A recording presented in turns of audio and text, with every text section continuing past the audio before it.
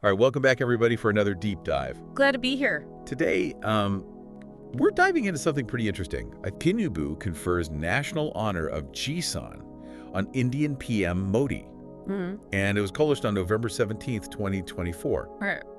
Now, on the surface, this is, it's a news piece about an award. Right.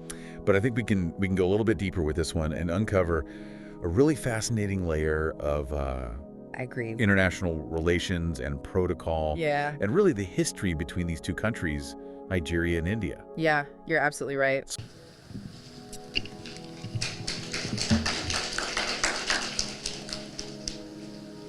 Our dear Prime Minister of India,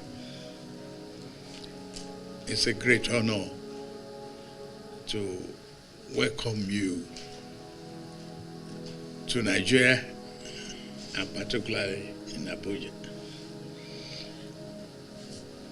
Members of the Indian delegation, truly, you are welcome.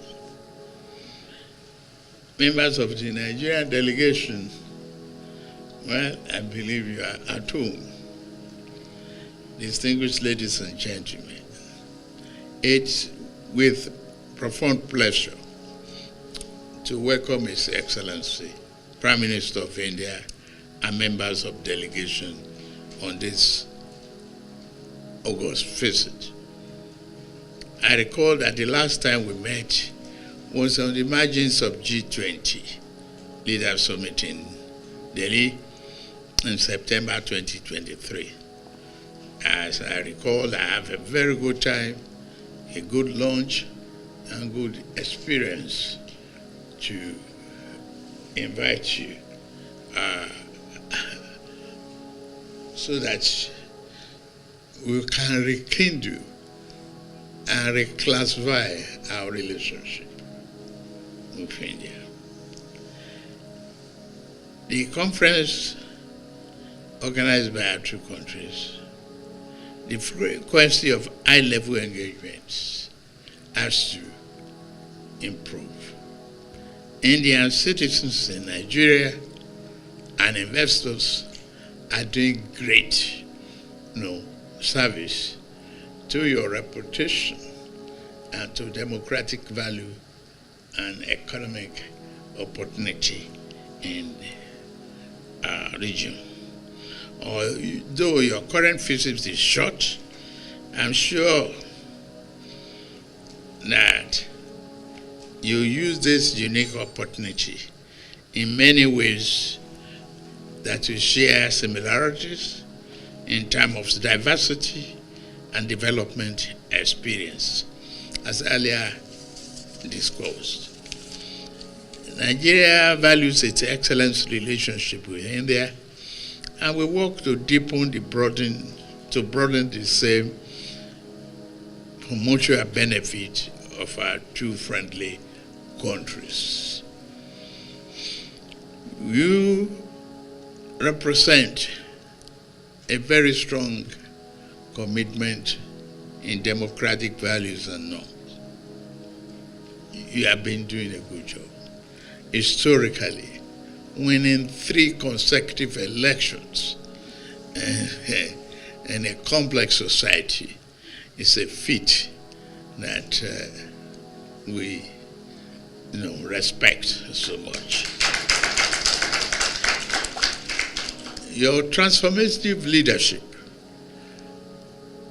working hard at the heart of the people to reform the economy and place India on the top ladder of transformative governance, a good example of democratic value that we should continue to share, cherish, and promote, economic development of our people. It's a great asset that we have brought so far. In furtherance to deepen our relationship, I will confer on you today the Prime Minister of India, Nigeria's national honor, the Grand Commander of the Order of Niger.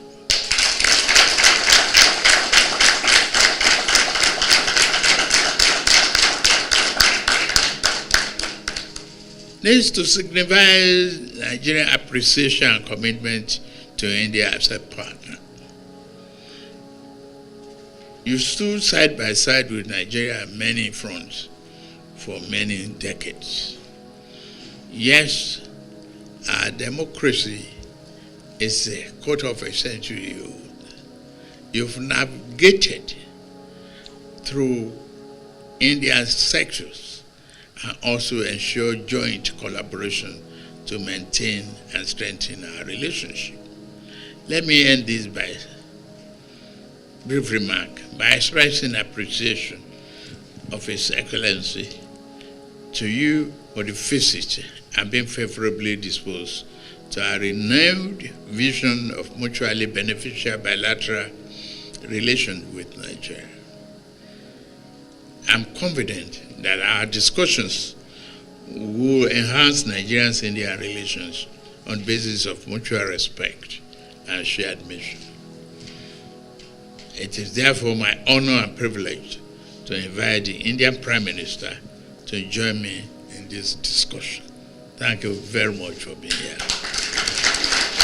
Thank you very much, President Bola Ahmed Tinubu, President of Nigeria, Commander-in-Chief of the Armed Forces. So let's start with the award itself. Sure. What exactly are this GCON that's being bestowed upon the Indian Prime Minister? So the GCON stands for the Grand Commander of the Order of the Niger. Okay. And it's actually Nigeria's second highest national honor. Oh, wow. So that means it carries, significant weight and isn't just a routine diplomatic gesture. I see. So it's not something that's just, handed out willy-nilly to any visiting leader. Right. Is there a precedent for awarding the GCON to foreign dignitaries? Yeah, there is a precedent for awarding it to foreign dignitaries. Okay. But you've hit on a really crucial point. Yeah. The choice of the GCON is definitely deliberate. Mm-hmm. It signals a deep level of respect and appreciation for Modi, Yeah.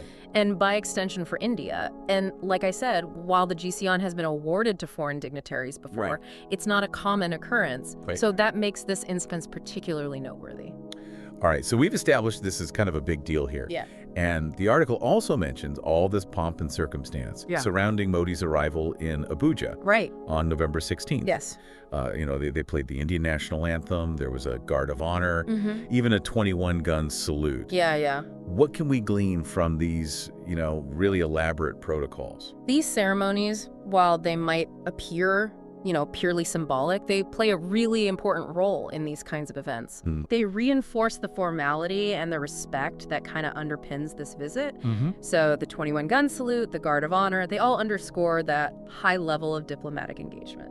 Okay, speaking of engagement, Yeah. the article mentions that this is the first visit by an Indian prime minister to Nigeria since 2007. That's right. That's a significant gap. It is.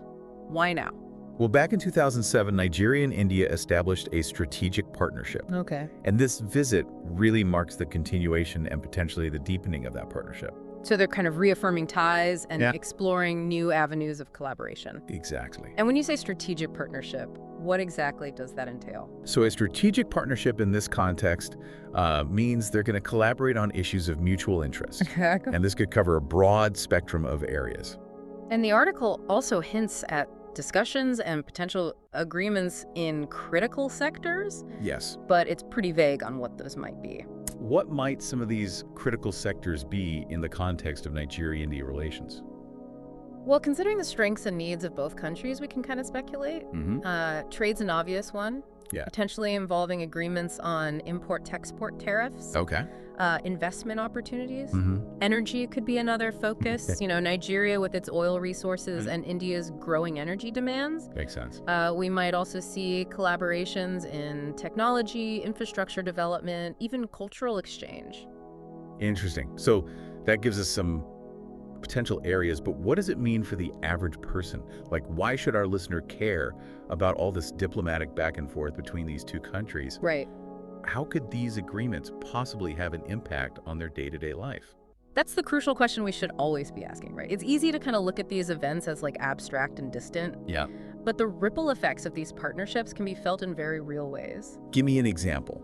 How could a potential trade deal between these two countries affect our listener? Okay, so let's imagine that those agreements lead to like reduced tariffs Okay. on Indian textiles coming into Nigeria. Hmm. Suddenly, our listener might find a wider variety of fabrics available at their local market, Okay. maybe even at lower prices. Right. Or perhaps Nigerian cocoa becomes a sought-after ingredient for Indian confectioners, Yeah. creating this whole new export market for Nigerian farmers. So it's not just about like these abstract notions of partnership. Exactly. There could be very tangible benefits. Yeah.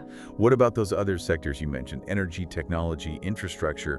How might those play out in a way that affects our listener? Absolutely. Yeah. Let's say this partnership leads to Indian companies investing in renewable energy projects in Nigeria. Okay. This could create new jobs, reduce reliance on fossil fuels, and maybe even lead to lower electricity bills. Right. Or imagine increased collaboration in the tech sector, leading to the development of affordable mobile banking solutions tailored to the Nigerian market. I mean, these agreements have the potential to really transform daily life in very real ways. This is what I love about these deep dives. Yeah, We start with a seemingly simple news story. right. And we just uncover this complex web of interconnectedness. Exactly. What stood out to you in the article that we haven't touched on yet? One intriguing detail is President Tinubu's specific wording when conferring the honor. Okay. He says it's to signify our appreciation of India as Nigeria's partner. Not just PL partner, but our partner. Oh, that's interesting. And that choice of words, I think, suggests a level of closeness that goes beyond a purely transactional relationship.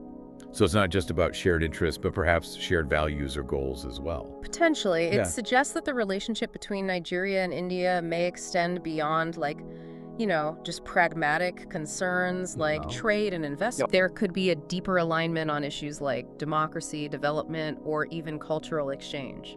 Okay, so that brings us to another key aspect of this partnership. Yeah, The potential challenges, right? Sure. Every relationship has its bumps in the road. of course. What are some of the potential hurdles or points of friction that Nigeria and India might encounter as they deepen their ties? Well, one potential challenge is navigating those differing priorities and interests of the two nations. Yeah. And while they share common ground, there will inevitably be areas where their goals diverge. For example, trade negotiations could become contentious Right. if one country perceives the other as gaining an unfair advantage. Right, so finding that sweet spot where both countries feel like they're getting a fair deal could be tricky. Exactly. Yeah. And there's also the issue of public perception. Even if the leadership is committed to the partnership, Right. there could be skepticism or resistance from certain segments of the population. It's crucial to address these concerns and ensure that the benefits of the partnership are felt by all. Right, not just a select few. Exactly. We often focus on the, high-level diplomacy and agreements, but the success of any partnership ultimately depends on its impact on the lives of everyday people. Precisely. Yeah. Another potential challenge is just managing the complexities of working across different political systems, Sure. different cultures, Right. even time zones. Yeah. Effective communication and coordination will be key to overcoming these hurdles. And let's not forget the geopolitical factors at play. Of course. Both Nigeria and India are major players in their respective regions, All right. and their partnership will inevitably be viewed through that lens. Yeah, How might other countries react to this deepening alliance? that's an excellent point. Yeah. Some countries might view it with suspicion, Okay. seeing it as a potential threat to their own interests. Uh-huh. Others might see it as an opportunity for collaboration and regional stability. It'll be interesting to see how the geopolitical landscape shifts in response to this developing relationship. And of course, there's that element of mystery. Yeah. The closed-door meetings and discussions. Right. What do you think was happening behind those closed doors? It's fascinating to speculate, isn't it? Yeah. While the article highlights the formal ceremony and general themes of the visit, we can only imagine the details being hammered out in those private meetings. Right. Were there promises made, concessions granted, Yeah. or even disagreements that we're not privy to? It's like a diplomatic thriller. Right. With all the intrigue and behind-the-scenes maneuvering. Yeah, it really does. It's now my pleasure to invite His Excellency, the Prime Minister of India, Narendra Modi, to deliver his remarks. Thank you.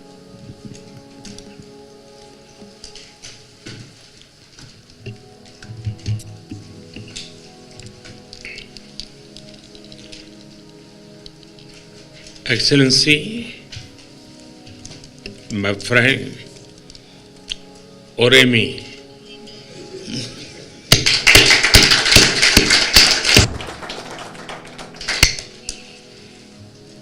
मेरे और मेरे delegation के गर्मजोशी से भरे स्वागत के लिए मैं आपका हृदय से बहुत बहुत आभारी हूं। accorded to me and my delegation. जैसे अभी बताया गया As it was just said, 17 years के बाद it is after an Bharat के interval of प्रधानमंत्री की 17 years ये that यात्रा है Indian Prime Minister is और visiting मेरे लिए खुशी की Nigeria, बात है and I am very pleased कि मेरे तीसरे to टर्म में have this मुझे opportunity at प्रारंभ में ही नाइजीरिया my आने का third अवसर term मिला है in office. और आपके भव्य स्वागत का And मेजबानी का I thank you very much for the grand welcome that you have given me and for the hospitality that you have given me, and therefore I'm very, very grateful to you for this. Excellency Excellency, पिछले महीने last month Nigeria में floods में हुई जानहानि के लिए there were floods in Nigeria, and Excellency, on behalf of 1.4 billion Indians, I would like to, and on my own behalf as well, I would like to express condolences for the loss of lives caused by the floods. 20 To ton support your relief efforts, India is sending 20 tons of humanitarian aid to Nigeria. Bharat और Excellency, excellency Excellency, Bharat और Nigeria के बीच strategic we संबंधों को commend मजबूत करने you में for your personal commitment to strengthening the strategic relations between India and Nigeria. मुझे खुशी है I am very pleased पिछले वर्ष that भारत की under अध्यक्षता में India's presidency last year, Nigeria participated in the G20 summit for the first time as guest country. और ये सौभाग्य हमको And we had the good fortune to be able to invite Nigeria.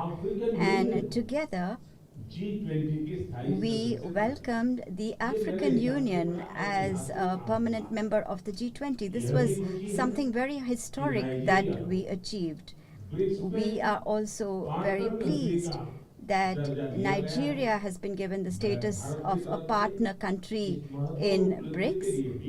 And on behalf of India, I would like to congratulate Nigeria for this very great achievement. This indicates विश्व पटल पर the अहम important role that Nigeria is playing on the global stage under your leadership. Nigeria के साथ Excellency, अपनी strategic partnership को we accord उच्च a प्राथमिकता high देते हैं। priority to our strategic partnership with Nigeria. We आर्थिक have a strong cooperation in several sectors such as defense, energy, economy, technology, health, education, and culture. मजबूत है Our cooperation is very strong, and there are many new possibilities as well for us to take our cooperation forward. As we just said, आतंकवाद we have always worked together to address challenges such as terrorism, separatism, piracy, and drug trafficking. और मजबूती And से we will continue to work together to fight these in the future as well. 60,000 से ज्यादा The भारतीय Indian समुदाय के community living in Nigeria, that is over 60,000 strong, constitutes an important link in our relations. लोग उनको संभाल रहे And as a guardian, you are looking after them, and I would like to express my gratitude to you for that. I am हैं कि आज confident की हमारी वार्ता that से our discussions हमारे today संबंधों में will नया add अध्याय a जुड़ेगा। new chapter in our और हम relations, मिलकर and together वैश्विक स्तर पर we ग्लोबल will साउथ की also प्राथमिकताओं को continue to उजागर करते highlight रहेंगे at a global और level हमारे संयुक्त the प्रयासों priorities of the सफलता global मिलेगी। south. And thanks to our joint Excellency, efforts, we will achieve success मैं as well Nigeria in this. के Excellency, राष्ट्रीय सम्मान I देने के लिए express my आपके निर्णय heartfelt के लिए gratitude to मैं you for हार्दिक your आभार decision व्यक्त to करता accord हूँ। me Nigeria's ये highest सम्मान honor. This honor is not just for me. It honors 1.4 billion Indians, and it honors the centuries-old relations between India and Nigeria. And for this honor, I would like to convey my gratitude to you, to the government, and to the people of Nigeria.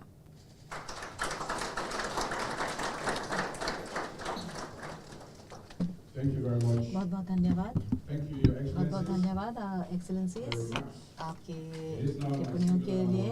अब मैं बहुत ही सम्मानित महसूस कर रहा हूँ कि मैं हिज एक्सेलेंसी राष्ट्रपति बोला अहमद तिनुबू से आग्रह कर रहा So as we हूँ। kind of wrap up our deep dive today, Mm-hmm.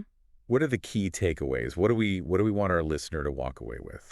Well, we started with what seemed like, kind of a simple news story, an awards ceremony. Right. But I think as we peeled back the layers, we discovered a much richer narrative about this relationship between Nigeria and India. And we saw how this partnership, while promising, is not without its potential challenges. Well, of course. Negotiating trade deals, addressing public concerns, Right. navigating geopolitical sensitivities. Yeah, it's a complex dance.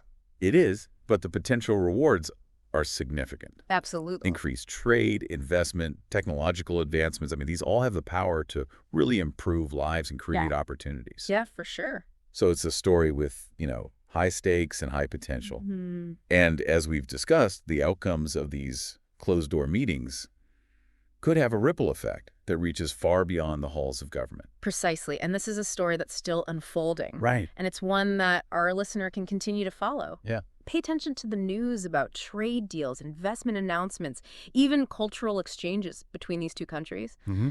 These are all clues that can kind of help us understand the trajectory of this partnership and its impact on the world. Yeah.